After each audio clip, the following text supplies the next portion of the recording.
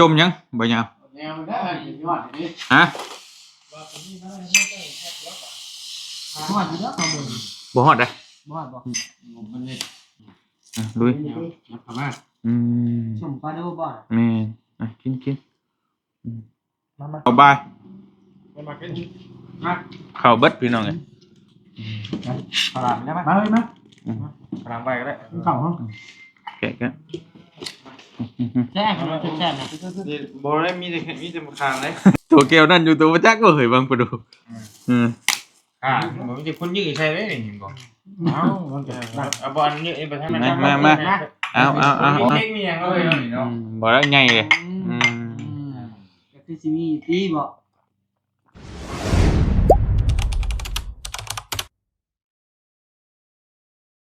เป่ามันกินมันตั้งได้เฮ้ย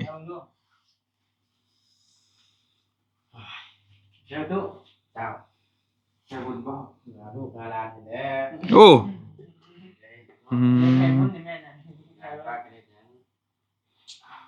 พากันนั่งกินน้ำก้อน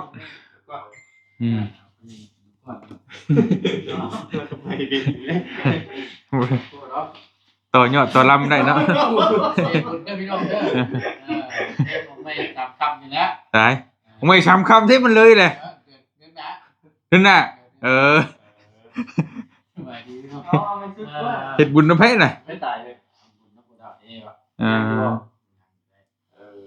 โมเมนต์ดอกอันนี้ข่อยจำได้ว่าข่อยไปอยู่มือบุญนะจะบอกข่อยไปโม่อยู่โม่ที่ตัวเรนเลยแสดงว่ามีเมียหลายคนเอาหรือเปล่าอ๋อโอเคภาษาหน่อยทางไง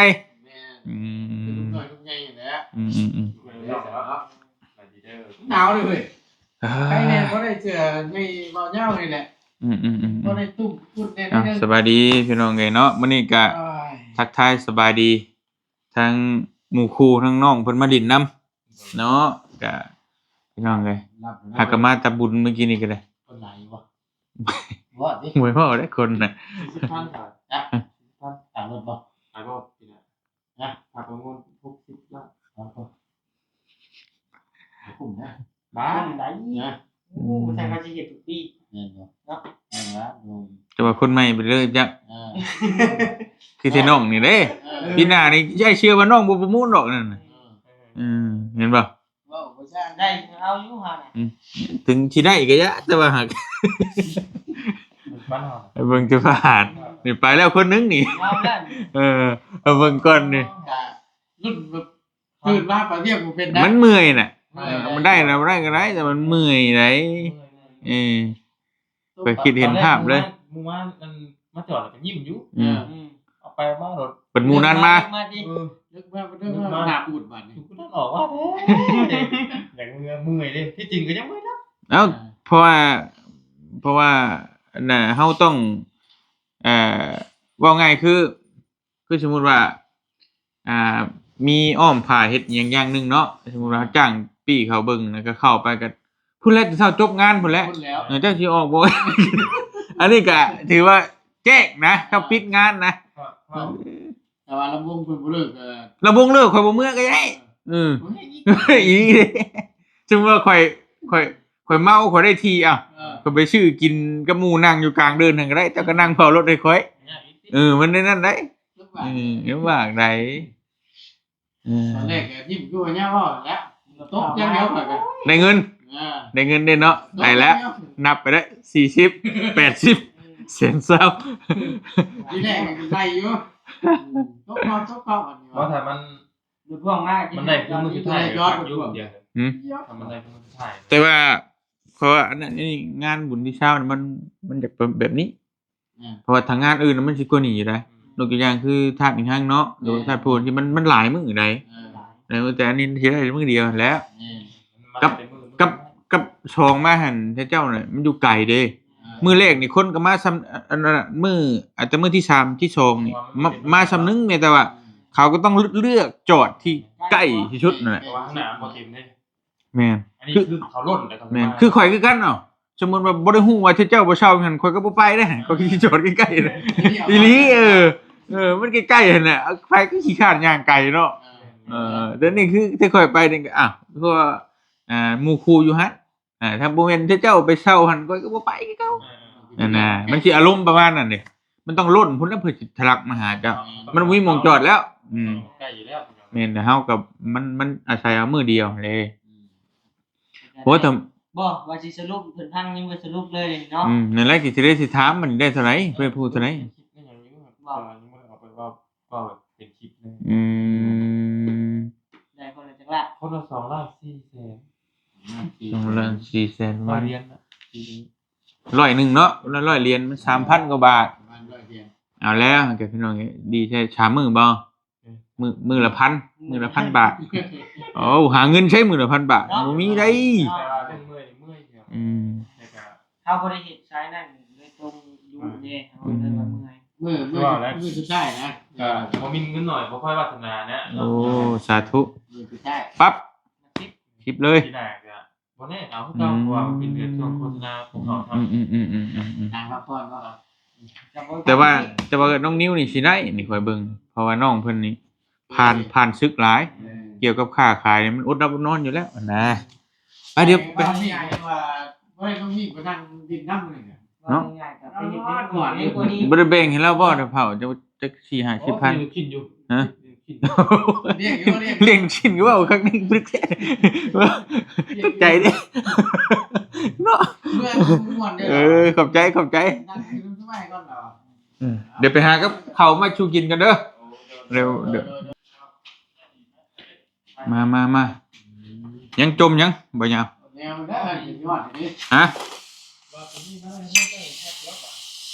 ฮอดอยู่แล้วข้างบน บ่ฮอดได้ บ่ฮอดบ่ มันนี่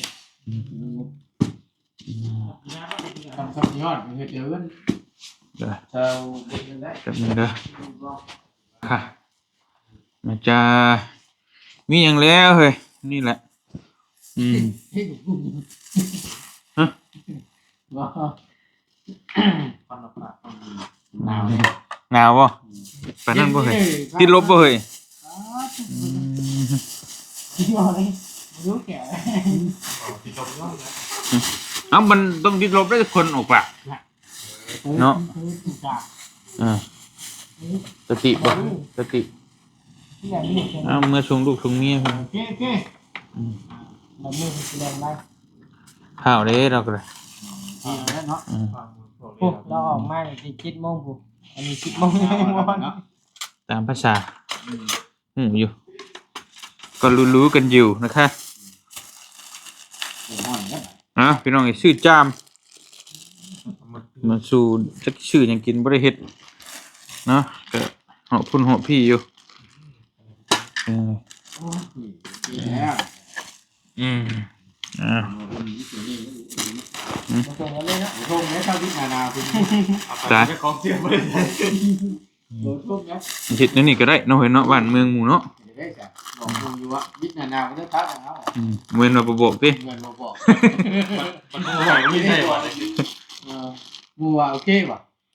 เสียสละอันยิ่งใหญ่บุญเอากุศลได้ ว่าเราบ่ได้ บัดแล้วใช้เสื้อแนวนี้หลายมื้อเลยนะช่วง โอ้อันนั้นมันเรื่องของเราบ่ชักนั่น เนาะ มันมีตัวเดียวที่อุ่นเนี่ยครับกับผมเห็นครับ ตาย บ่ได้ใส่ซ้ำ ก็บอกเลยมาพี่น้องมาน้องมิกมาเลยป้าไปหันละ อันนี้ติเลยได้อยู่หรอก เอาทับเอา จับ เปิดลุยเข้ามานิ้วเข้ามาน้ำเปล่าก็มีเด้อทั้งหลัง ก่อนทั้งก่อนเนาะ น้ำล้างมืออยู่พุ่นเด้อเฮ้ยเด้อ นั่งไหนได้เลย บ่มีบริการเด้อ พูดนะว่าเสียถ้าเขานั่งไม่ถ่า ร่างกายได้ครับ ดูว่า บอกเราได้ยืมยัดที่ท่านลูกเลย ได้ฉันต้องกิน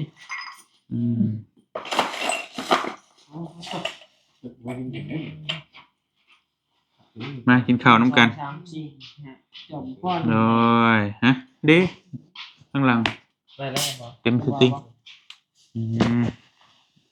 มีน้ำส่วนตัวบ่ในนั้นมันเป็น เสื้อผ้า มัน สอง จะโอ้สรุปว่ามันเกิดลูกพี่ทั้งทีกินได้ สรุป บ่กินบ่ได้ จนมันเกิดจน รุ่นนั้นว่าเต็มเพื่อนน่ะ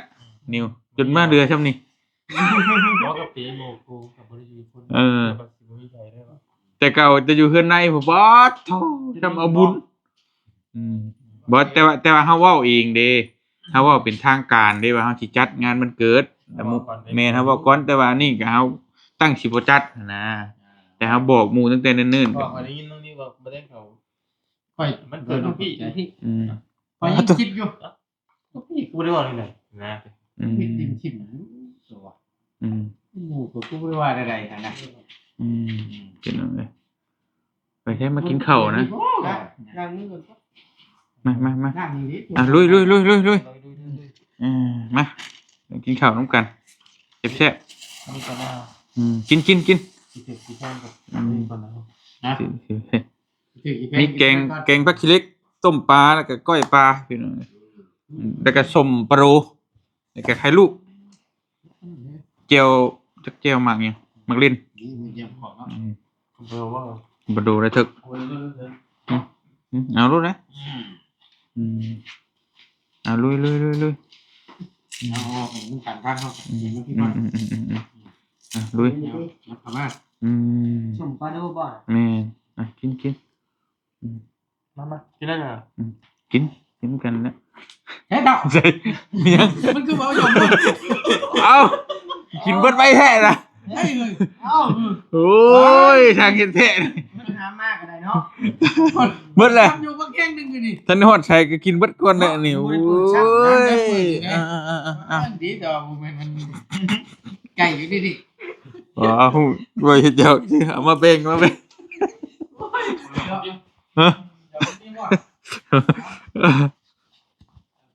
ดี๋ยวนี่ว่ามา ขอบคุณมาก เอาแบบง่ายๆได้พี่น้องเอ้ยไม่ต้องอหยังวิธีที่ต่อมากมายก็ที่บ่ได้อยากเฮ็ดหยังแบบว่ามันนั่นนี่นะมันแม่นเฮาบ่อยากปวดอยากคิดแต่มันเฮ็ดหลายปีแล้วกับความคิดของน่ะจังซี่คือแต่ปีที่ผ่านมา2 ปีแล้วที่บ่เตียงเฮ็ดประมาณนี้น่ะคือ อีกวันที่21นี่ก็วันเกิดน้องบิวเด้ก็สิเฮ็ดให้ลูกบัดเดียวเลยท่านะเฮาก็บ่นั่นแหละเฮ็ดคือปีก่อนว่าพ่อแล้วก็ลูกแล้วก็โอ้ย นายย่าง แม่นหมู่คู่ก็สิสละเวลามานั่นก็ได้บอกเอาบัดเดียวซะว่านะประมาณนั้นพี่น้องเอ้ยมากินข้าวนำกันเนาะแซ่บอยู่บ่เฮ้ย ครับ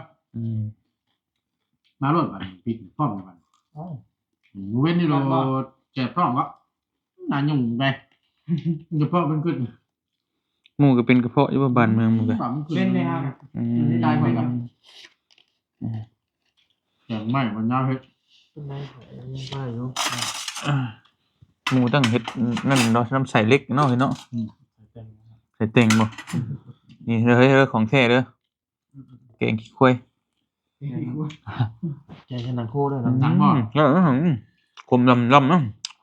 ครับ พักเลยนั่นฉันไม่ได้ให้หนังกล้วย ทักเพื่อนแทบไปเท่า ถือว่า เท่าได้ มากินข้าวนำกันพี่น้องเอ้ย ขอบคุณ ทำเรียบง่าย ผมมีกันเด้อตัวเป็นประดมพิษนะคิดดังคิดแนว ใครเป็นปลาดู เป็นอย่างเป็นพริกมันดี มันพิษกินน้ำกล้วย เยอะ ฮะ เยอะนี่ ร้อง พริกกินหนัง เค้กนะ ไปเถอะเนาะ แม่มันคือตัวมันปวดดังบ่ปวดคอ ให้บอกก่อน ฮะอ๋อบ่ดังแล้วก็ว่าอยู่บ่อยู่ครับแล้วก็ถาม ไม่ใช่ว่าเราแกงดูห่อแกงให้ใกล้ไปจัก นะ บางเทื่อก็บ่มีหยังก็เป็นเลยก็พญาติบางคนนะบุคคลบ่ทันจัก ฉันบ่เลยเอาลูกประจักษ์มาพี่น้องนี่เอาตอนก่อนบ่ได้คือว่าจูนมากเลยหักบ่เลย เหลือตักเลยบ่อยู่ตักเอ้อ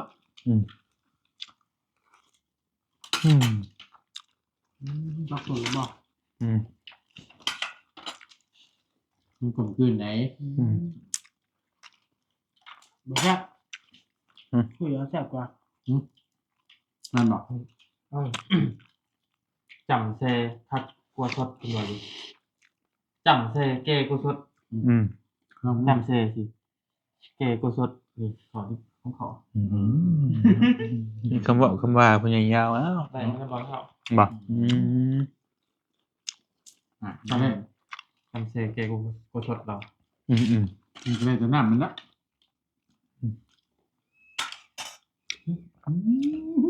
ก็ได้ยินเนาะเนาะ ลูกตัวนั้นเนาะ แต่เก่าอยู่ไทยเนี่ย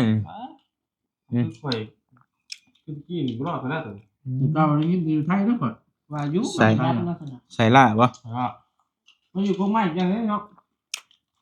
เห็นบ่ ล่าเบิดคืนพี่น้องอยู่ช่วงนั้นบ่ยาวหนูน้อยช่วงตู ดีใจไม่ขึ้น จนบอกมาจิจักมื้อเพิ่งสุดจะเข้าไปอ่ะ มันมีลาบด้วยตัว ทำมากไม่พอเลยไม่ได้แต่งคุก มันพวกงาน อ่านโปกกว่าเนาะ เจ้ากับไปบ่อน สั่งแล้วขาย ไปบ่ เรือ เฮ้ยครับ ว้าวจ้ะ งานกินว่าเนาะ ใช้คำดุจากสันมอนบอกที่พอคักแถว เราหายแล้วเราเครียดแล้ว ผู้ชายกินของธรรมชาตินะมันคือ เหมือน ผมไม่ยังคือ แบบปึงไอ้กับม้าอะไรตัวขี้ ไหน อยากลองปืนบุญยังกันนี่ดิ บอกเลยเฮ้ยบื้อจะกี่ บ่ เดี๋ยวนี้ก็ชิมีอยู่แต่เขาบอกเขา อะไรเยอะมือไปกันเข้าไปไปแล้ว นูลายอยู่เด้ไปกับพอเล่เด้เล่เพื่อนต้องถามเพื่อนพกสุกนะเจอเห็นบัดนี่บ่เรื่องขับปลากันเนี่ยเจออีเห็นเท่านี่เนี่ยอัดกัน อย่างนี้ เนี่ยว่าขอโทษน้ำเดี๋ยวตะกี้เป็นหมู่เป็นคู่กันเนาะอู้เท่าทีแล้วเนี่ยอัดกัน ไม่ได้ไปทำบ่ บ่ได้ไปเน่งจะยังดีแล้วตบ มุนย เล่นดีตีโอ้ยว่ะ ตายแล้วเนาะ ยิงพร้อมกันบ่ บ่ ำยันยิง ญาติกันไปจะโชว์สีมือเลยก่อนเลยเอาเพิ่นจะเดี๋ยว เดือดตัวห้อย ฮะ เดือดตัวห้อย คนมันเสร็จนี่กูเห็นจะเป็นอีท่าอะไร เห็นมันด้วยว่ายิงมันก็ย่อมแล้วอ่ะ ทำนี่นะทำมือหัวอ่ะแบบมันกำลังจังหวะมันสิลงกงใหม่หนึ่งเนี่ยต้องมันหันหน้าใช่หันหน้าใช่ไปบู๊แล้วกูว่าป้าเนี่ยได้ จบตัวพี่นะกูถึงเนาะย่อมแล้ว ใจกูเท่าตุ่มเล่นกูตีไป พอได้ มันกับเพื่อนนี่มันนี่ แม่น เนาะกำไรกับเพื่อนตายแต่เออ ผมถึงบ่พลาดแล้วเรานอกจากว่าไป ช่วงนี้คือกันเป็นแจ้งนี่อากาศไม่ต้องจอดเชื่อว่าจะต้องขับ แจ้งอย่าไปเด้อ แบนแค่ตัด เขาเบิดจักบ่ นับวะ เขาบ่พอทำฮะ พัทยาพอแล้ว พอแล้ว อิ่มอยู่บ่ล่ะ ยิ้มครับ บ่อิ่มอยู่หุงเขา โอ้ พอแล้ว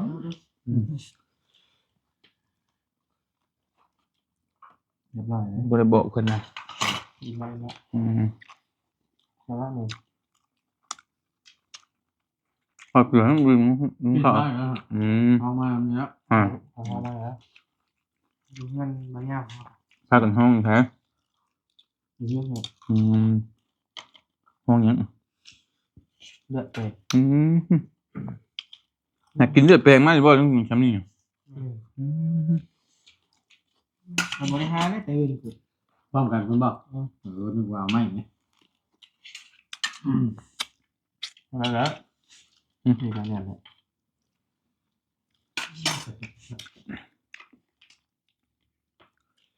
เจาะหน่อย กินไหม เรามาก่อน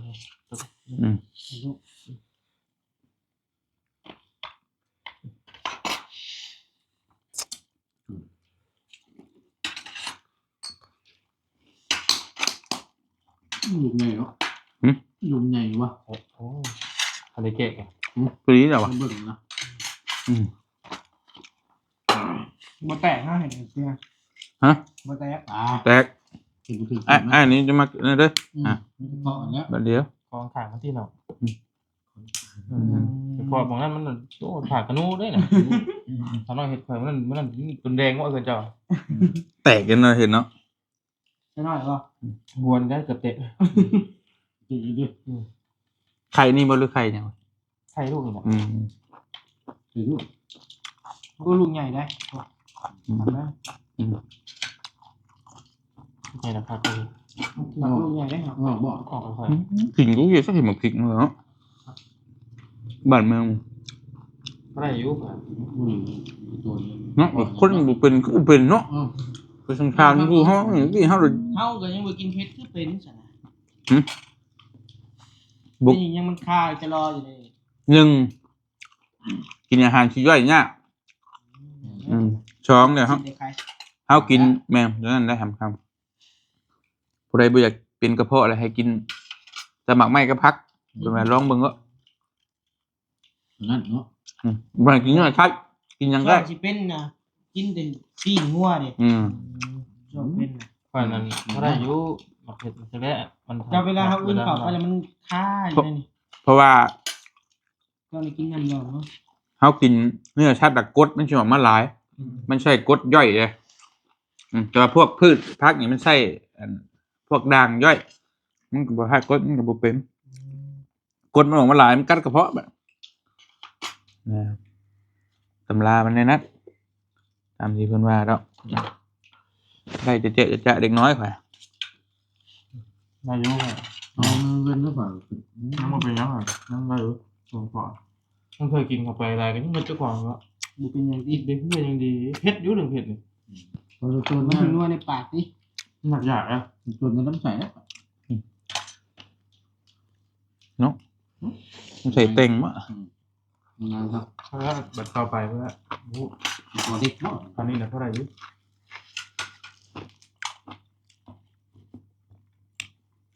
ยอมคือกันแล้วข้าพเจ้าก็ได้ มันคือเพิ่มมากเนาะ ตัดตัวเนาะมันซุปเป็นยำเป็นตัวเดียว ทานกินเพิ่มเผ็ดกว่าเหรอ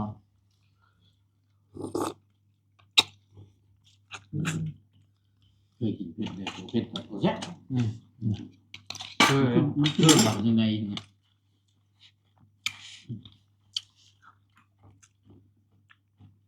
เลือกอะบ่ให้กินข้าว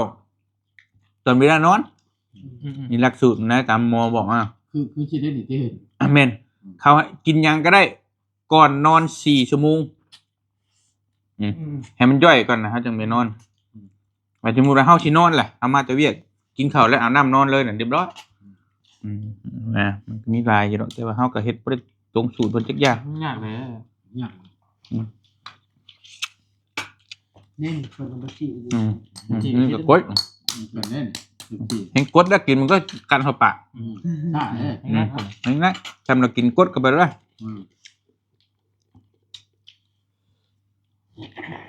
เว้นนี่จนขี้ข้านว่าเว้นนี่ เอา มันคาจะน้อในคอ เป็นเฮงบ่เฮ้ยเป็นเฮงอยึดเกิดมันบ่ ว่างเลย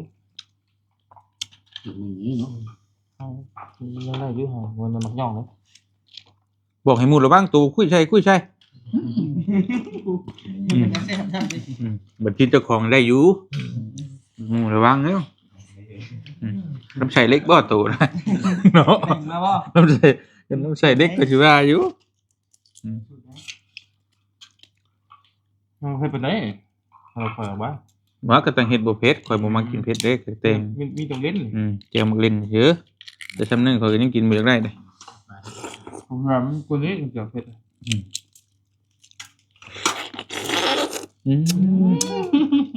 ก็โทษขอไปเลยพี่น้อง นึกว่าเป่าร่องจนเป่าท้องมันนะ กินแบบนี้เนี่ยมันถึงแซ่บเลยพี่น้อง บ่มีเสียงบ่แซ่บ ไข่ลูก เฮ้ยมันแก่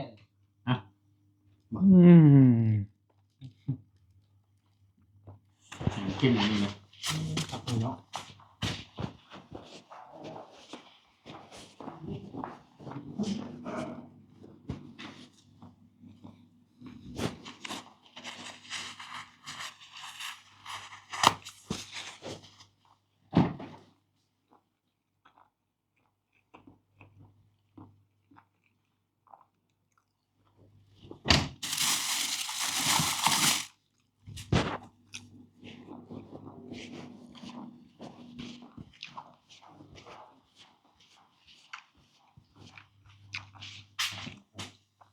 เคยเด้ออืม แซ่บแล้วครับ อ๋อจริงอ่ะ ใช่ครับอันน้อยเนาะ ก็เป็นหอมแบบ ถูกไหม ไม่ชื่อ ใส่ แล้ว ก็ได้กินเลยนะมึงครับ ลูกก้าของหมักเลย มัน ช่วยไปดูเลยนี่เอาละ ก็ถึงมัน มักมักกันเลยเฮ้ย หมักขาวมันไง เอาลงมา ตัวแห้งเลยก็จะว่าบอกเป็น ตึ๊ดเนาะ เรียกเจอหมักตัวเนี่ย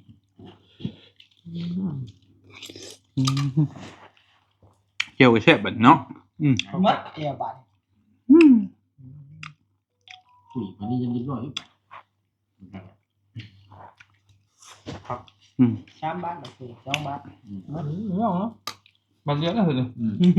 ยอมยิงนี่ ทำยังไงไม่ว่างไปแล้ว จำเนาะต้องลบ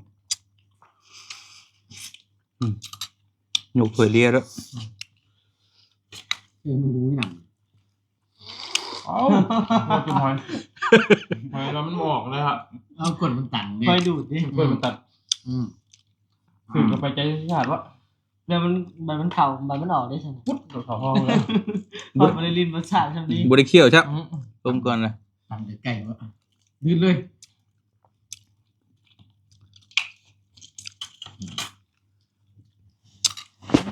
นี่เธอมีครับเนี่ย เป็นไข่ขาวอยู่เนาะ อีบังแล้วก็เขา เอาแล้วนะ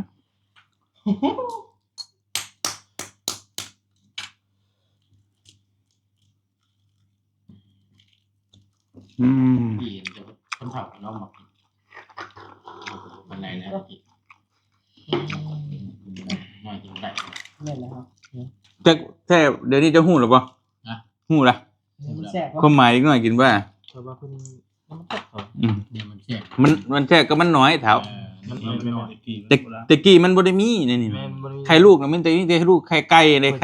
ข่จังหั่งอย่างนั้นเมน เคยได้กินบอก เมน เดี๋ยวจากมันบ่อ่ะได้ มันโมเมนต์อันนี้โมเมนต์ไข่เป็ดก็เฮ็ดมาแบบนี้ แม่น อืม แซ่บด้วยนี่ ทำเลยดูไข่เป็นตัว กินยังจะแซ่บเนาะ นี่ โอ้เพื่อนข่อยเนาะข่อยกำลังฝึกอยู่ ฝึกกินลายบ่เปิดอีกช่องหนึงบ่มาเนี่ย มาแล้วล่ะ ไปใส่กินเนาะ เราทำดูเลย ขนาดยังมันในน้ำมากอยู่ สายกินบอก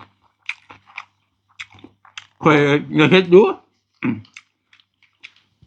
จะไม่สวนทางกันบ่นี่โตไปจากจ้อยก็จะไปเฮ็ดชายกินแบบโย ตู้อีกแล้ว คือเจ้าจากตุ้ยแม่นเนี่ย นะ ดื่มพื้นยัดครับเนาะ นะ อืม นี่กูยังไม่ไง ไว้อ่ะบ่ผ่านไปเบิ่งอ่ะ กินอะไร ก็แล้วแบบ ชุดเด็ด แล้วมาคนเบิ่งก็โอ้ยบ่เป็นตาอยากมึงนะ คือยิงแยงนี่ดิ กินล้ำจ้ำๆเลยก็แล้วอ่ะ แบบนี้กำลังกินเจ็บๆเลยดิ อ่า เห็นชักคิวดิกินนี่กูแช่แต่กูแช่ด้วยแต่ มาเบิ่งกันต้องกินเพิ่นก็แซ่บกว่าได้บ่เขาแต่ละคนแซ่บ เขาอยากกินข้าวร้ายอ่ะเขากินข้าวแล้วเขากินนมลงให้มันแน่นมันจะขยายกระเพาะเขา มีนักกว่า บ่ต้องแม่งคนตรงนี้จะว่ากินจุกกินจิกให้มันแม่นดันออกนะคือมักปุ้งนะครับคอยยืดออกยืดออก เขาเยอะ แม่ให้มันยืดให้พุ่ง เมื่อ ยืด กี้เขาก็เห็นนั่นนี่เลยเขาเบิ่งพีทวิลแลนด์นะครับแล้วอยากกินร้ายให้ปุ้ยไป กินก็ได้คือพูดกิน อืมเนาะยังก็แซ่บเบิด ตัวนี้มันคือชบบัตรเลย จุบมันเถอะ บ่มายังไงบ่ จุบเลย ปากมันนะ จุบปากเลย จุบปากเป็ดนั่นก็ต๊อด มาคอยเนาะ ช่องนี่เพิ่น โอ้อำเภอเชยเป็นยังอยู่เนาะเบิดหน่วย ปากไงนี่มันยาว ยอมรับอยู่แล้ว จนรวม ไม่เอาเอามือมาเกรงใจเลย พวกนั้นเหรอเพราะนั่นกบลมเยอะ เนาะอันเป็นเห็ดเป็นแกะออกมาเต็มจานกินเอากินเอานะ กบลมเยอะปากอ่ะเอาหรือ โอ้โห อ้าว ยันเลยอืม ปากกบลมได้ปากอะไรอ่ะ จุ่มไม่ได้ ลองดู ปวดเลยเค็มเลย แต่บ่กินหลายคือบ่ตื้อเงิดเนาะหากช่วงบ่กินก็บ่กินนะแต่เบิ่งแม่นบ่บ่กินก็บ่กินเลยนะ ไปเบี้ยบุกิน เออ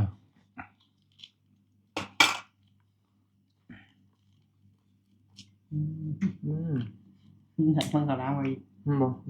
กินดิ บอกว่าเขาบอกว่า ไปกิน กินได้เป็นบางช่วงแล้วก็จะ ช่วงใดให้ก็เมียก็กินน้อยบ่ ต้องกินนะ ว่าดอก เสียจังมาก นี่เด้ นั่นเนาะ อายุก็เลยเป็นหมู นี่คือ ไปงูเทปงูฮ้อนนี่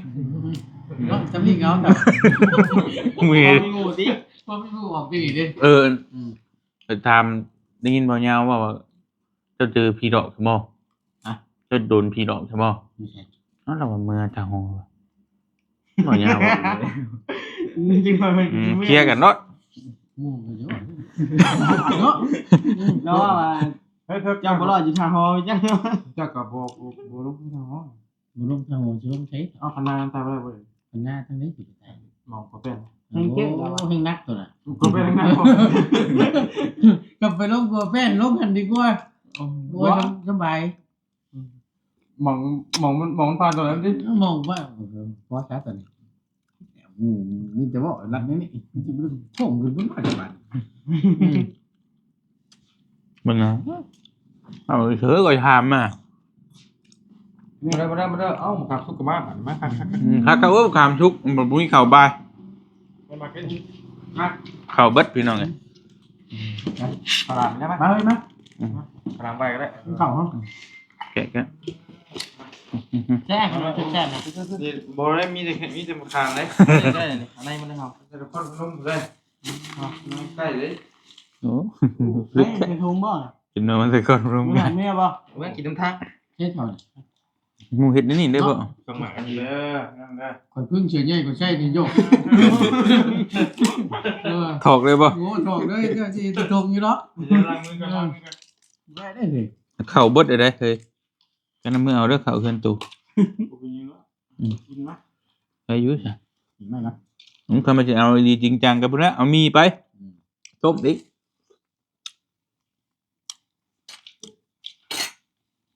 ข้ามมาจากนครพนมคือเราแม่นบ่จ้าโอ้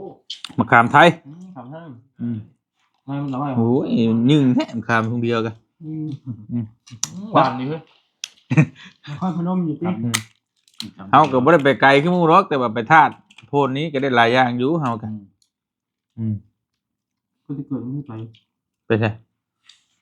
นครพนม เอาก็ไป ว่าวันดีไปอื่นบ่หลายบ่จะเกิดยังบ่ไป โอ้ย มาซ่าอยู่ได้กี่ชั่วโมงบ่คนลายนี่ ออกมาได้7:00 นบ่ คนลายนี่เด้ จะไปมื้อมั้ย บ่คนลายคนมือเลย อ้าวก็ทุกเช้าอาทิตย์มื้อก็พอดีเพิ่นหยุดราชการเนาะ คนยุดเบียดมันโกงมันบุรีเนาะ มันสิบ่เป็นไรมันจันทร์ คันได้ใจเพื่อลายนี่ เกิดรถติดรถ คน ยัน ลา ลาย ย นี่คนลายจริง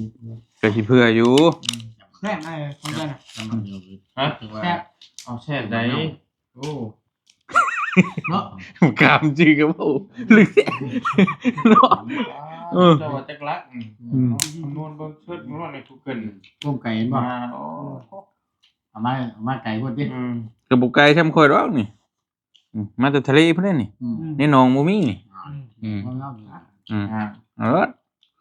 ใน นี่ก็มาแต่เวียดนามพุ่นนี่ลาวบ่มีนี่จะไปหารถว่ามีแต่ของต่างประเทศ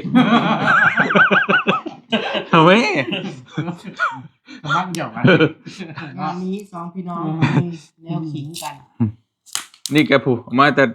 บังปรูผู้ อยู่ในบางกะโล เอาตัวแก้วนั่นอยู่ตัวประจักษ์ก็เฮ้ยบังปรูผมจะคุณยืดใช่ไหมนี่เห็นบอก เอ้ามันจะได้ เอาบอลยืดไปทางนั้นนะถอดไปทางนั้นนะ ได้ บ่ได้หมู่เลย บ่เราน่ะได้แล้วเราน่ะยาหมู่บ่ได้ก็ยานั้นเราได้แล้ว เราไปเต็มกัน แต่ละปากมันพูดอยู่ ใช่หมู่รถต้นหน้าต้นตาเด้กล้องเปิดอยู่ก็บ่ได้ยอม ไม่โชว์แล้วเดี๋ยวนี้นะเอาแบบจูงเจ๊กอย่างนี้ เอาปรุงใส่ไว้ ปรุงใส่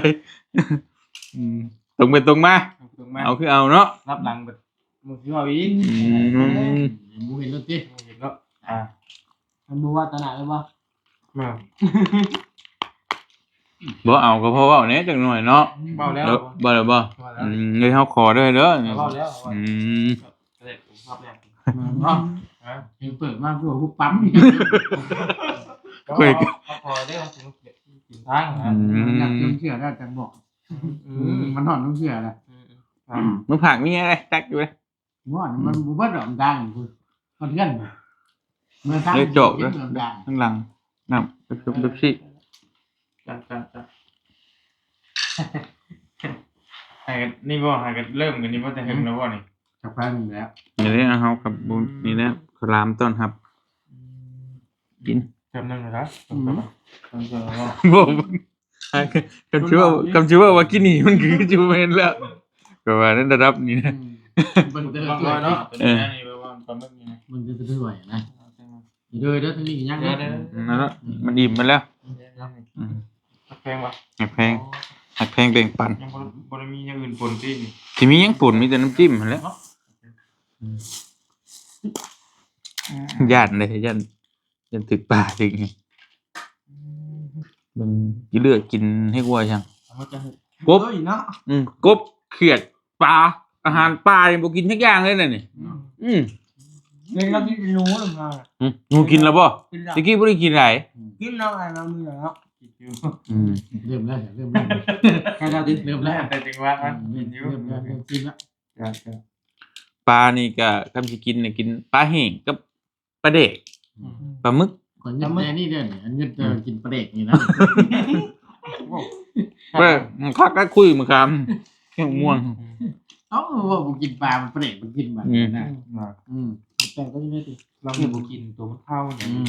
แต่ปลาชดมันผมกินนะ อุกอังมนุษย์ในอยู่ค่อยก็ได้จะคิดว่านั่นได้ ไม่ใช่เดียวดิ ก็กินมันบ่ได้เท่บ่ได้หยังนะบ่กินเลยพี่ ผมข้าวนะ คอยบ่มักกินเลย ผมข้าบ่อยาว กไอ้เฮือนเนี่ย บ่อยากก็บ่อยากพูดเนาะ แต่ว่าดีเลย บ่กิน บ่มันบ่เคยกินไหน กินยุ่ง แต่ก่อนก็กินอ้าวบ่กินสิกินหยังแต่ยังน้อยก็กินกบกินเขียดกินแม่นบ่ล่ะดูแต่ตรงไห้ตรงหน้าเนาะ เองหน่อยมันกินเบิดนั่นแหละ หามานั่นเอาแต่นี่นะถ้าเพิ่นเป็นไปไทยไปหยังนี่รถ มาเอาแต่ใจบ่ ได้เก็บบ่ บ่แบบแมปช่วงนึงแบบมาไปกินน้ำอมน้ำกันกับไผจักอย่างนี่แหละ ในป้าบ่ มันข้าวครับ ขวดน้ โอ้ยพวกข้าวบ้านเฮาอุน้ำอุแบบกินปลาโฮมกันที่แล้วมื้อนั้นอมมื้อนี้อม ำจอบอันกับพวกเดียวกัน ไปข้าวกุ๊บบ่ จา ว่าก มันมาบ้านนี่ ว่ากินแล้วบ่ฮู้ว่าอยู่ไส กินปลามันเข้ากลุ่มมันเกี่ยวหยังกับชัดป่าเนาะกับกบกับเขียดเนาะ ต้องนั่นนี่ เนาะ มีแนววิจัยมาอีกแล้วนี่ ว่าประเภทกบไปกับข้าวกันนะ บ่ได้ ได้มาใกล้สิ เริ่มดีแล้วบัดนี้ เริ่มดราม่ามาแล้ว ไอ้กล้วย เล็กๆก็ดีอยู่ เนี่ย อันใดก็ได้ถึงเอาเนาะ รับใส่ โอ้บ่จังความแซ่บนี่มันเอาได้แซ่บ แยกดี เนาะ เริ่ม ดนดราม่ามันคุ้นๆนะ ได้แต่ว่า ดีมั้ย คุณอยู่แบบนี้ ขยัน ยุมัน มัน ย่างพันไป กี่คะ ดีบ่ดีบ่ แค่นั้นทำเอา ไปหูเยอะย่ำด้วยฮะกินมันเจ็บกันเนาะเจ็บอยู่กินมาขามตรงเดียวกันผู้หมดกับผู้หมดนี่ ได้ไม่กลัว เจ็บอยู่มั้ง แทนเถื่อ อย่าประโยชน์เด้ ก็หูอยู่เนาะว่าเจ็บเมืองมืนสิไปลองเมืองมืนเจ็บแท้การไปก้อนพนม กินมาบักขลาไม่เตี้ยมหน่อย เนี่ยมันแบบ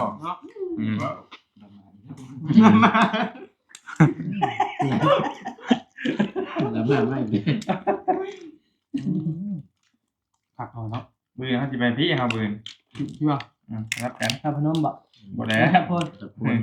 รับกันได้ว่า เขาจะสิจะไปทางใดเฮาบ่ส่งหรอ ไปชาแท็กเหรอบุคือมู เขาเห็นมี อ๋อชามึงเก่านะชาทำคืออะไรนะก่อน เยอะ มันคักให้ใกล้บัด ต้องขังมือ ครับพ่นยังบ่ได้ ใหญ่กว่าครับพ่อ ไปบ่ บอกอ่านสิลงพี่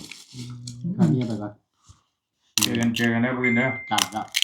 เว้นนั่น จะม่วงไง ไปโรงเรียนบ่ มันขึ้นพี่แล้วก่อนเนี่ย เว้น เพื่อนละ กลางคืนนะเพื่อเวลาจะชั่วโมงนึง ติดติด มือถือถ่ายเลย แม่น น้ำ น้ำ แข็ แข็ ง งเลย ใช่แล้วบืนใช่ แล้วก็จังเลือกไปมื้อนี้ค่อยลาบแล้วไปปีกายปีก่อน แล้วกังเว้นอยู่กันเลยครับ ปีกายนี่น่ะเฮาน่ะกินเมื่อไปคาเมื่อบัด คือเฮือไปแห้งบ่ทับพูดไง หมูไม่ติด มันหักคนนี่กับคน คนที่นี่โอ้ย คนละสนนะ บ่ก็ได้กำลังคิดอยู่พี่นะเฮาน่ะเว้าอยู่พี่ ใจแล้วพี่ ใจอยู่พี่ มายาวว่าพี่คนคิดก็พูด อันนั้น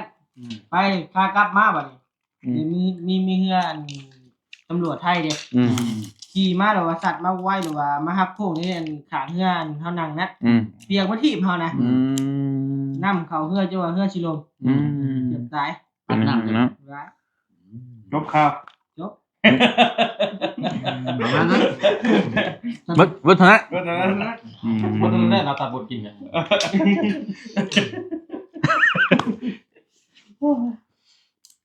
ไหลต่อกันจะก่อน เคยอยู่เอาเตียงกลับไปเทื่อนึงพี่น้องขี่เฮือนลาบตายเลย ขาดพงก็แบบ จนตาย ก็ล่ะ ไปกับนี่อันช่วงนั่นเลยครับบะลูกหมอทิศลูกวันย่านี่ไปน้ำตาท้องอ้วนแล้วก็น้องบิวเน่น้องบิวแล้วก็หลงบาทนี่หมอทิศกับวัชิมาน่ะจักไปใช่นั่นก็หาลูกก็เวิร์กเป็นพังนี่กับคนนั่นแม่นตีกันอันญาติชื่อปี่อันเพื่อนน่ะอ๋อบ่ค่ะกดดันมันนี่คำมาแบบ ไป เห็นอย่างมันเบิดเวลาเลยเอาไป9 โมงไงจ้า ผู้ใช้บัตรเท่าอย่างบ่ มีอย่างไรครับไปทางนี้ย่างดูด้วย มีได้ซื้อปีหาเงินกีบ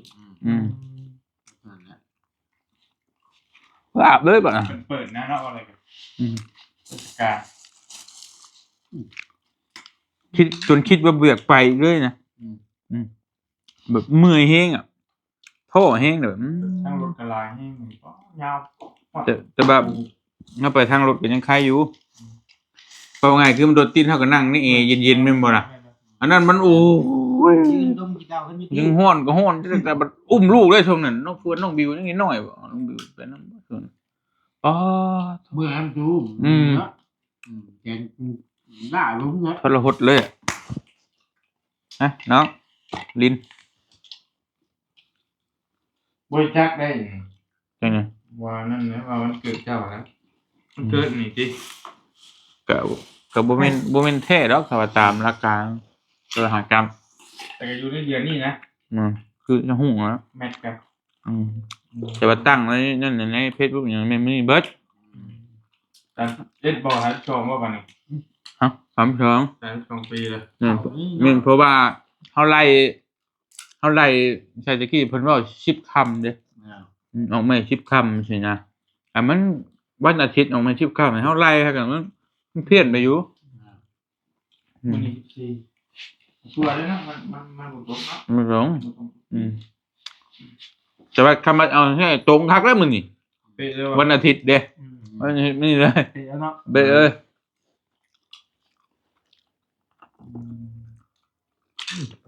เพราะ ไม่ได้เจ๋อเว้ย ใช่ไหม เบิ่ไรเตะบ่เป็นเบิดถุงหนึง อ๋อต้องบ่เติมอยู่เนาะเลยนะ ว่ามีตุ้มเกี่ยวกับยาหลายเจ๋อเลย บ่กิโลลายแต่มันคือหูมันแล้วนิดหน่อยไปนำนั้นเอ็ดมันยังไง ตรงนั้นแหละ อาจารย์ไม่เมื่อยเอาไปอยู่ ได้ประกาศอยู่บ่อย ฮะก็ขึ้นไปอยู่ขึ้นไปพระธาตุอยู่ เขาว่านั่นก็เอาจังหวะรถเข็นก็บ่นั่งดิมานั่งรถเข็นใน โอ้ ช่วย ย ได้อยู่ ดีบุ่มบึ้มลงเห็นของลิ้นของยังไงเขาไปได้เพิ่นแล้วกายำกายำนั่งน่ะนะ มีแต่ยัง โอ้โห ไปนะเกี่ยวอะไรกัน เห็นของลิ้นบ่ได้ดอกดีบุ่มบึ้มลงเลยผ่อนยามเขาเลย น้องบิวยังน้องเกณฑ์ยังพอนั่งอยู่ ยังได้อยู่ทำนี่น่ะ จะหน่อยหมดแล้ว บ่แต่หักจอดบ่ได้ห้ามจอดต้องไปเลย จอดอีกลงเลย น่าระยะมัน ไปไปเลยให้มันไปเลยนะ เล่นใหม่เลยดิ มันคือได้ไปได้เฮาทำใจนิดนึง เหม็นนั่นแหละ เอา มาเพื่อนหาน้ำกินได้บ่จิบประมาณนั้น อ๋อนั่นบ่อยากเลย บ่มีหยังเข้ามาอย่างแรงแต่น่ะ มี เอา อ เงิน ย่าง ให้ ดี กินเขายังเคยแล้วว่ะ ไม่ได้อยากมากบ่ ได้ผลเราเวรกรรมนี่ใช้เวรใช้กรรมกรรมเอาเฮ็ดมาเด้ อ๋อเนาะมัดเชย นะ มัดเชย มีช่างก็บ่เรือมีเชือกก็พอดินน้อยเนาะ ว่า นี่นี่ก็คะแนนโบเลือเดียวอยู่ก็ บ่พอได้ตอนนั้น เอามี ว่าสามลูกแล้ว อืมพอแล้วจ้ะ ขอจะว่า ที่นี่หายแล้วครับ โอ้โห ถือไม่นักกูไปวะ เอาหน่วยหนึงเอาหน่วยละครับ นะครับน้องน้อยมาลินงานแน่บืน นะสิเอาเนาะ เติมน้ำมันกับตรงนี้ เอาไม่จบ เห็นพูดแล้ว จังว่า อย่างแล้ว ไก่ซ้ ไก่จ้าเอาลือแท้เกิดเมืองมันมีบุมีเลยหลาลอยไปแล้วก็ ำ เมื่อนั้นไอ้เมื่อบุญที่เช้านั่นไอ้คิดไว้ตนเรากับน้องภูมิได้ว่าสิได้สิมาหับเด้อว่ากลางเว้นว่ะคิดว่าไปมาหับให้บุกรถน้ำเจ้าฮัทว่ะนะตอนนี้ว่าลงไปหาน้องแป้งติ๊กไปมั่วใดมื้อนั้นก็ปัดเปื้อเรียบร้อยโอ้ยว่ะ ทำเลย น้องเพิ่นสิตัวแล้วว่ะน้องเพิ่นสิว่าตัวแล้ว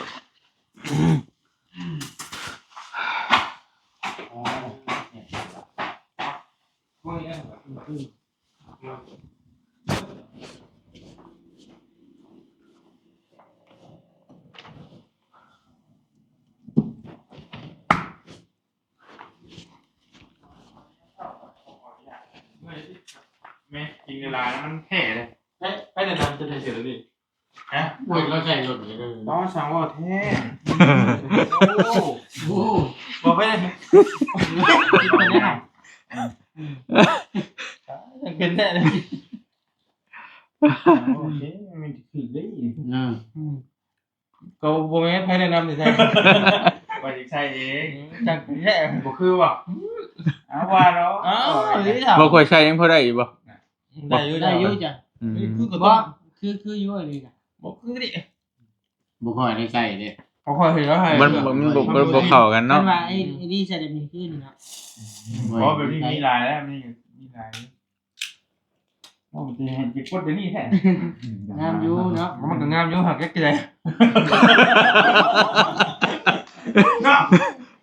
โอ้คนละมั่นใจว่าแต่ถึงมูรู้แบบนี้นี่ คนละสมมติดิ เฮ้ยดี ชื่อ เมียจะว่าได้ ชื่อตนได้เลย ฮะโอ้กระชื่อแม่นมากเลย จะถามเมียอีกบ่ แก้กล้องเลยบ่ โอ้โอ้ ขนาดบ่ตูนนี่จำได้ว่าชื่อพร้อมกันตอนไปเวียงจันทน์เนาะ แม่ แต่แบบนี้ แม่ ค่อยใช้ คับได้เดี๋ยวนี้น่ะ บ่ แต่บ่ได้ได้เลย ไม่ได้จ้ะ อีหลี ป้องกันแล้วตัวนี้ ชื่อมือเขาไปมุกแม่เด้น ข่อยเบิ่งเจ้านี่ใช้ได้สบายถือว่ายังบ่มี ก็ได้อยู่ ยังบ่มีความคืบหน้าเลยนี่น่ะ เจ้าบ่ คำว่าธุรกิจก็ยังอยู่หม่องเก่าบ่รุ่งเรื่องนั่น ยังบ่ลุก ยังบ่ ต้องหอดแตดอยู่เลย ข่อยนี่เติบโตแฮงเติบอยู่ข่อยน่ะรุ่นบ่ใช้บ่ได้หลายเติบเลย ว่าเป็นรถได้ช่วงหนึ่งเด้ เฮ็ดจะได้ให้สูตรได้ให้บอกกันกว่า สูตรได้เกิด ดูแล้วก็กินหลาย หน่อยนี่แหละ บ่แม่นบ่ ช่วงหนึ่งเงินรายดีได้ อืม เงินบ่ลงไปช่วงให้เจ้าตอนนั้นกันตัวพกคิดก็ได้บุกงานพก อืม พกที่พกที่พกหัว บอก บัด เรื่องนี้ได้ลงบอก บัดนี้ลงแล้ว บ่ได้ ยังเหลืออยู่พกคิดสองพกคิดสามนี่แหละ โอ้ลงหลายโล ไอ้แม่จึงลงอ่ะ หายสี่ ข่อยน่ะอยากได้70เดือน จะจักโลเนี่ย 80บ่อยากลงอีก10โล อย่าถามไอ้ได้พอแล้วพอแล้วเลือดตามมาหูแล้วเอาดีจ้า บ่ได้ พ่อร่อย ยัง 90ปลาย 93 อันป้อมตอนนั้นว่า ฮะ อันช่วงเขาติดเบิ่งตัวนั้น 95 จะมีชิงอยู่ว่ามัน ฮะ มีชิงอยู่ว่า เดี๋ยวว่าวัดได้เลย ยังจะให้มาสร้างอยู่นะ บ่มีก็แต่ว่าสิ่งเงินน้อยๆแม่ โอ้ตอนท้ายฟังนี่ก็ คนเรียกกัน บอกบอก เนาะ สิ่งนี้มันนี่ก็ติดบ่ได้ใช่ไหม บ่ได้เด้ตัวน่ะ สิ่งดิจิตอลนะบ่แม่นสิ่งแบบว่านั้นมันก็ได้อยู่ ได้อยู่มัน แต่จะว่าสิเกาะจังหน่อยเนาะ ครับมีจักดี เออ ระวังด้วย สิ่งดิจิทัล มันเป็นตัวเลขเด้เลขแต่คือโมงเฮานะอย่าแล้วมันสิจะเทือนหัวจิตหัวใจ เนี่ย มันกินนี่เบี่ยมไม่ใช่โอ้โธ่เขาแม่นเขาสร้างก็ต้องสร้างตอนเช้าเป็นน้ำหนักเฮาเท่ๆนะ น้องเมฆ เรายังบ่ได้กินอ น้ ย่า อง ง เม นี้ ฆคนดี4คนนะ ว่า ไปมัน หัวชองตัวเนาะชอง แล้ว เวลาเอาฮู้ตัวตะกี้ประเทศแกเนาะ วัดเบิ่งเนาะมากับปัจจุบันนี่ดิ เครียดได้หาแล้วเครียดได้ แต่ข่อยก็ยังตะกี้จะ60ปลายว่าเดี๋ยวนี้80มันกว่า อัพไปเรื่อยๆดิ ทำขึ้นเลย ที่ส่วนอีกยุ่งจังพอแล้วพอ ขึ้น คือเลยจะ80ปียังไข่นะผม เพราะว่าเพราะมันกินแซ่บก่อน ไม่ใช่หนูเนาะ กินแซ่บได้ กินยังกัน วันรวมลงดิจะคิดว่าอะไรเนาะ มีแต่ไปหานอนหน้าดงสัก2 เดือน ลุงแล้ว นอนลงนะ มีรถจักรขับไปหิวแล้วเขาไปชื่อวะ ก็มาได้ เกี่ยวชื่อมาว่า โอ้ยลุงนี่ไปชมคนวะเนาะเพื่ออดมันอดบ่อยดิ จะไปนอนเพื่อยังที่ ใช่ก็มันอดบ่อย เมื่อไหร่เพื่อนเนี่ย มันจงกูห้ามคุ้มใจเฮาพี่นะฮู้อยู่ฮู้บ่ได้แต่ข่อยปฏิบัติบ่ได้ข่อยจังบัดนี่ โอ้ก็บอกกินข้าวแรกนี่ก็ลงมาบาปด้วยแหละ นะ แต่มันให้แซ่บไปตอนแรงกินข้าว เบิ่งกินเก่าวีมนะนอนบ่รับอ่ะเจอนอนตื่นมายังกินวะ นี่ได้นี่หู้ด้วยนี่น้ำตาลนี่แต่ว่าหักแซ่บเลย ไปเล่น กิน บ่ได้ มา แล้ว มา ทำแบบมามา เอา มีเค้กมีหยังเลยเนาะ บอกแล้วไงเลย ก็คือสิมีตีบอก เขาว่าสิซื้อมาอยู่ หนูชื่อไม่ยังดิไงเถ่าไม่ยังเลย คิดไปคิดมาแล้วว่ะ เถ่าแล้ว ตัวบ่ได้ซื้อมาแล้วบอกไปแล้วคุณเขาซื้อมาดิใช่คือบ่เห็นเค้กคนครับ มันต่างกันยังไง บอกว่าซื้อขนาดเดี๋ยวมาใจอ่อนแล้วคนเฮาดินให้เลยเนาะ หล่อกันเลย บอกได้ปัจจัยอ่อนกันสิจับตุกเองอยู่นะหูใจจะว่าไปนั่งกินอยู่ร้านอาหารกันนี่มีเป๊ปซี่บ่เป็นโบยาวจะไปน้ำดุเป็นบ่เป็นไม่เคยว่าเอาเลย ไอ้ เฮงเชียว ไปคือไม่2ไม้กับน้ำเขียวก่อนเขียวจะได้แล้วบ่กิน เฉินคือเนาะ ตั้งแต่อยู่กับเจ้อยู่บางนา กินน้ำเขียวมากินน้ำเขียวเลยน้ำเขียว ตะไลายเด้จะกินแบบนี้ตลอด แต่กับเมื่อวานช่วงหนึงแล้วช่วง เมื่อวานเด้ ที่กี้เห็นว่ามันกินส่วนหนึ่งเนาะ กาแฟยังกินอยู่ว่าเดี๋ยวนี้ ฮะ กาแฟยังกินบ่ กาแฟกินเมื่อวานแต่มันไม่ได้กินนักกาแฟแม่นนัก หมอจะกินได้กินคือข่อยฮะมีกระนุ่ง โอ้กินบ่ไหว กาแฟดำฮักก็กินคือมื้อน่ะแต่ธรรมดาแล้ว มันชิน อือ มันลื่นเด้ อือ มันลื่นเลยเพราะว่าแบบเขาเคยกินหวานๆแนวนึงแบบไปกินผมด้วยแบบ เอ้า จืดในแบบนั้นแหละ จืดแท้มันบ่แซ่บดอก แม่น อืม มันแบบบ่ลึก แต่ว่าเฮากินให้มันตึก กินให้มันตึกคือแบบว่าเฮาบ่เฮาแบบว่าเฮาเคยกินน่ะมันจะซึมเศร้าเงางอยมันจะง่วงนอนง่วงหยังเด้ อ่า แต่เฮาบ่กินกาแฟแต่กินแล้วมันคือว่าสดชื่นขึ้นมาแบบ ไป แม่นแบบเว้าก็คือว่าอยากเว้าได้บัดนี้อยากดุมันได้เนาะแม่นบ่ว่าหยัง แม่น แต่เฮาอยากนอนยังขี้คร้านนอนเว้าได้บัดแม่นบ่ว่านั่น เที่ยวไปดิ เออ ลองรถ ถ้าผู้ใดซึมๆเศร้าคือว่าขี้คร้านบ่ปวดบ่ปวดบ่หินมื้อนี้นะแบบใส่รถดึกเข้าไปรถตาลุกวะ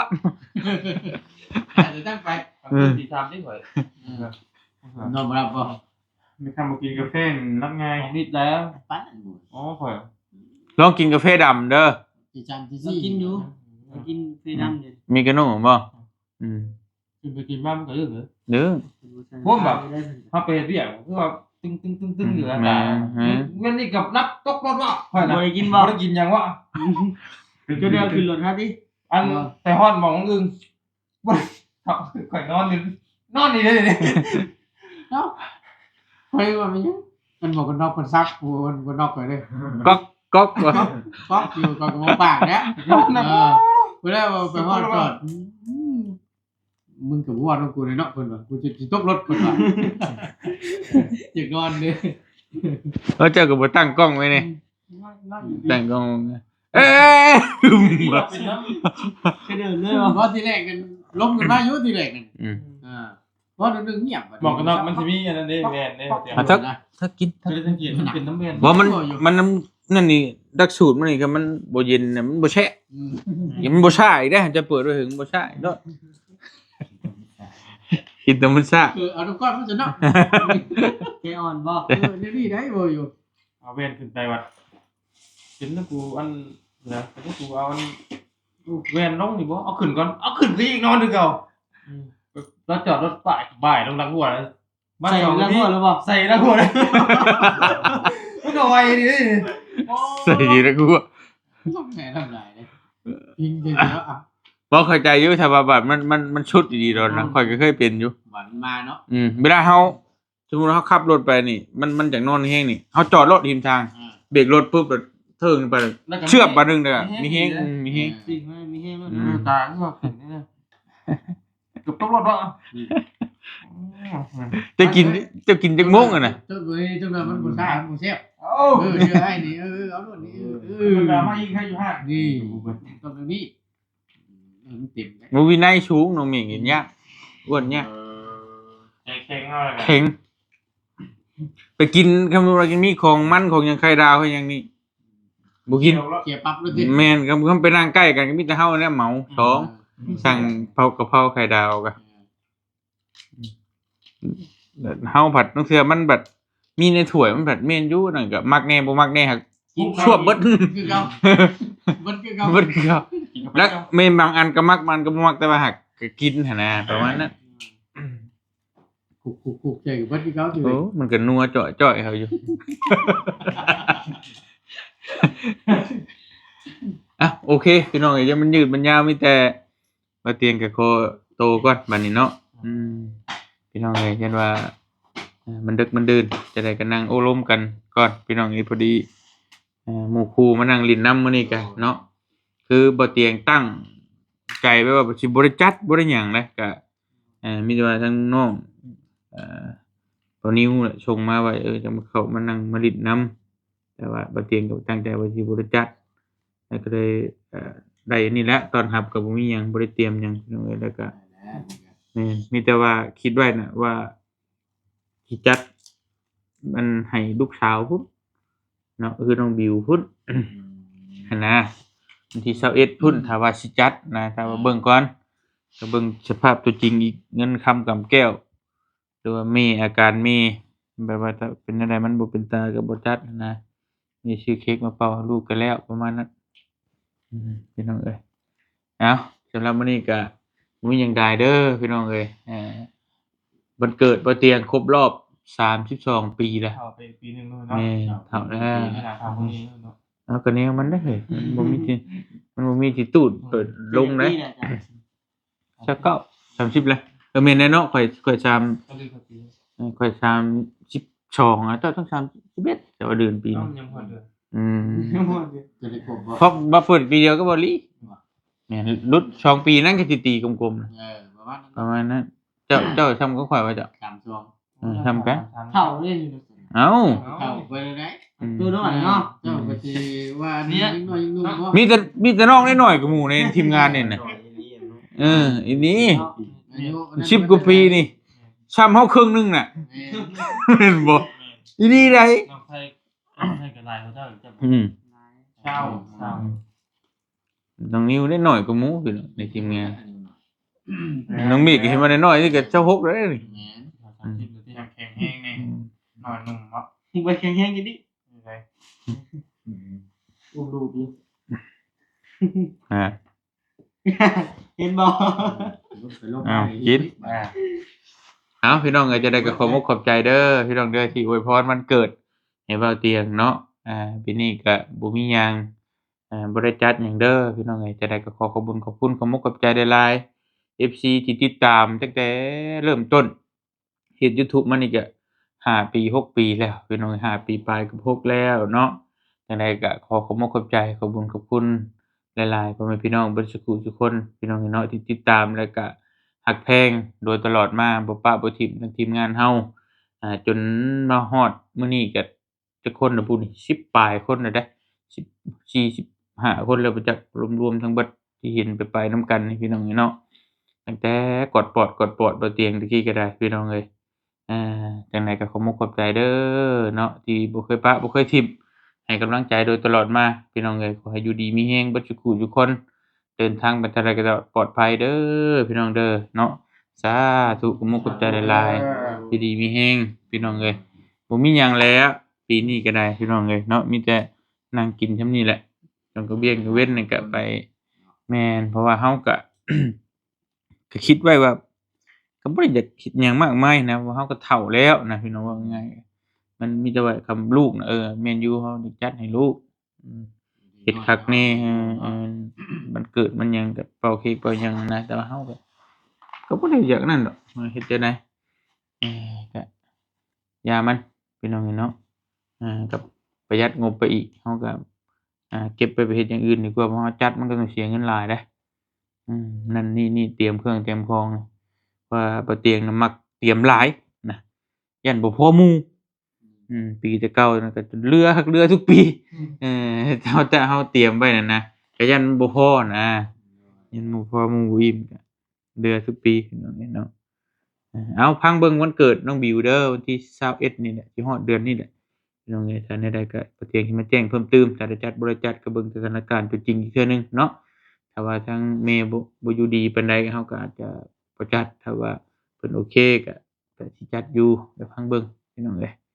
อยู่ดีมีแรงเบิดทุกคู่ทุกคนไปก่อน